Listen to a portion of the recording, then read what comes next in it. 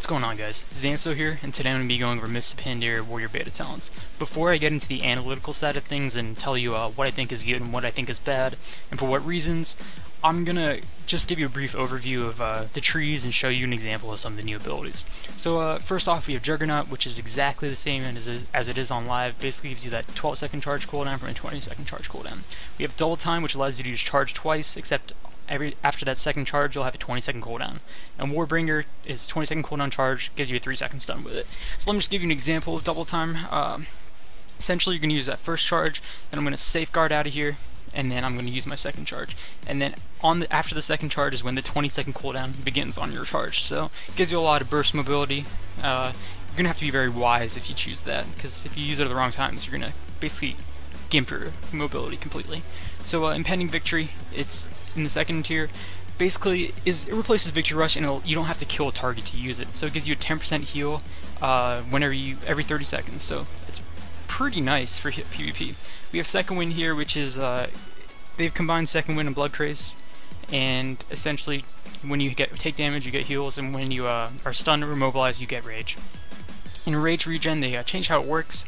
It's a 1-minute cooldown. It heals you initially for 10 seconds, or 10% of your health, and then it gives you another 10% over 10 seconds. So it's a burst heal plus that overtime heal. And it now does not consume your enrage, but you have to be enraged to use it, and it can be used while you're stunned. So if you're in that kidney shot or something like that, you can use that and maybe survive a rogue for once, which is definitely different how it is on live, because you definitely can't live through rogues right now. So Impending Victory, just give you an example of what it looks like. You know, again, I haven't killed any targets, so it's activated without killing anything, and there we go, 18k heal, so that's not too bad, but we'll have to see how health is balanced out at level 90 to make like a final decision on that.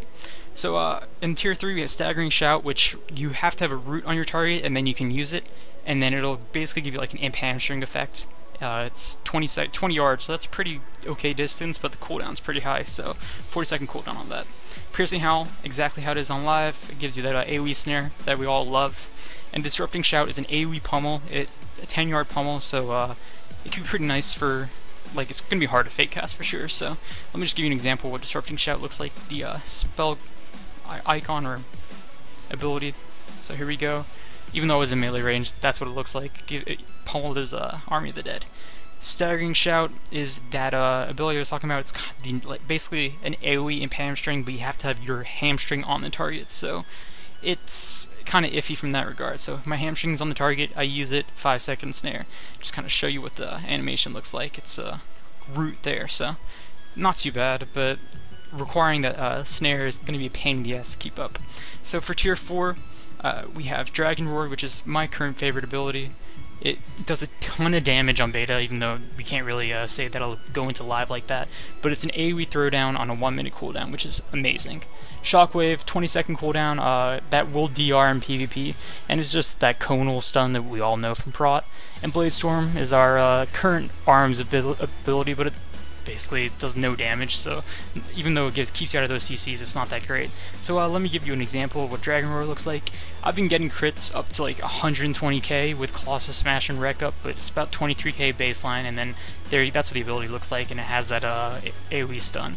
And definitely looking forward to see how that pans out on live. Hopefully they don't nerf it too much, but I feel they will be reducing the damage a little bit. So in this tier we have Mass Spell Reflect, which is going to be great for arms warriors to have. Can keep that CC off your healers. Safeguard, which you can intervene out of Novas, and you also can intervene your healer or something like that if they're taking too much damage. It gives them a mini shield wall, 20% for 6 seconds. And then we have Vigilance, which is a 2-minute cooldown. It gives you 30% damage transferred to yourself, so you can. It's kind of like, again, a mini shield wall like Safeguard, except it's a much higher cooldown, so I don't think that's going to be too much of a factor in PvP. So let me show you Safeguard here. This DK is going to Chains of Ice me, and then I can just intervene out of it, so that's pretty nice for mobility, but I'll go into it later on. For tier 6, even though beta is capped at 86 right now, I can't show you the abilities, but I can just kind of go over them. Stormbolt, NPCs have this right now, just a 3-second stun, 100% weapon damage. That second part, 300% weapon damage, is for bosses, because they're going to be the ones that are immune to stuns. Bloodbath, I'm not sure how this is going to work, because I'm not sure like how the bleeds are going to stack, but it has the potential to do quite a bit of damage. and it's a slow, so you don't have to keep hamstring up. But my favorite ability in this tier is definitely going to be Avatar. I mean, even if Bloodbath turns out to do quite a bit of damage, I just don't see it beating out Avatar, because that not being able to be snared, and then basically every 3 minutes you're going to have a kill window of 30 seconds where you're going to be doing 20% extra damage and never be rage starved. So if you time your abilities well, if you use this well, you can be able to score a kill pretty easily. So let me go into my picks and why, even though I kind of did a little bit of analysis earlier, I'm going to go in depth into this. For my first tier, I'm going to be picking Juggernaut for sure. The reason why is because after playing around with double time, it gives you a ton of burst mobility, but that after you use that second charge, it's 20 seconds of basically no mobility outside of Heroic Leap. So I don't see that being that good, even though you're going to be able to keep on target really well for like 10 seconds, you're not going to be able to catch up after a while. So I like that consistent charge, so as of now I'm picking Juggernaut for tier 1. For tier 2, I was really considering Enraged Regeneration because you're allowed to use it while you're stunned now, but I just felt that Enraged is never really up. Like, we're gonna have to see how much crit we have at 90, but if it's the same as it is right now, like, I'm basically never enraged, so I don't see it being that great. You're gonna have to like pre-pop Berserker Rage before hitting and things like that in order to use it, so I'm just gonna go with Second Wind for now because I've seen a Blood Craze, which is basically what Second Wind is now, do so much healing over a fighter. It takes a lot of stress off your healers, believe it or not, even though it's only 10% of your health over 10 seconds. And for this tier, Piercing Howl for sure. I've played Warriors without Piercing Howl in the past. It's definitely not that much fun at all. It's really hard to play Warrior without Piercing Howl.